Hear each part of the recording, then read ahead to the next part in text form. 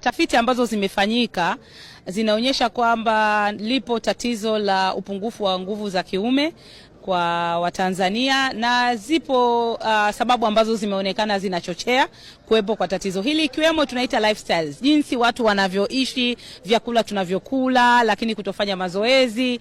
Na kuhusu dawa, kwa kweli dawa zipo ambazo zimethibitishwa kisayansi, lakini pia tunaona ongezeko la dawa za kienyeji ambazo pia zimethibitishwa na baraza letu la tiba asili na tiba mbadala. Kwa hiyo mimi nitoe wito labda kwa Watanzania kwanza kuangalia mfumo wetu wa maisha. Zamani watu walikuwa wanakula matunda, lakini siku hizi matunda yanakuwa yametengenezwa na kuwa juisi. Zamani watu wanakula ugali ambao haujakobolewa, vyakula ambavyo mboga. Kwa ni kuendelea kuhamasisha pia Watanzania kuangalia mfumo wetu wa maisha. Na kama nilivyosema, lakini kwenye bajeti yangu juzi tumeliona kwamba hili ni tatizo sambamba na tatizo jingine la magonjwa yasiyo ya kuambukiza, ikiwemo sukari, kisukari, shinikizo la damu, magonjwa ya moyo. Kwa hiyo tunaanzisha mwezi wa 11 tutaanzisha mpango wa taifa wa kupambana na magonjwa yasiyo ya kuambukiza. Kwa sababu haya pia magonjwa ya moyo, kisukari nayo yanachangia katika suala hilo. Kwa hiyo tutataka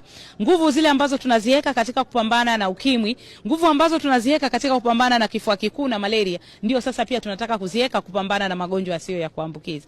Kwa hiyo tutawaelekeza, lakini jana niliwaelekeza NIMR ambayo ni taasisi ya utafiti ya magonjwa ya binadamu wafanye utafiti sasa wa kina kuhusu tatizo hili la upungufu wa nguvu za kiume. Kwa hiyo tunaamini tuachie NIMR wafanye kazi, watatupa sasa taarifa ya kitaifa ya tatizo hili ni kubwa kiasi gani na visababishi vyake ni vipi na nini kifanyike ili tuweze kuepukana na visababishi hivi. Kwa hiyo jana nimemwambia Profesa Yunus Mgaya afanye kazi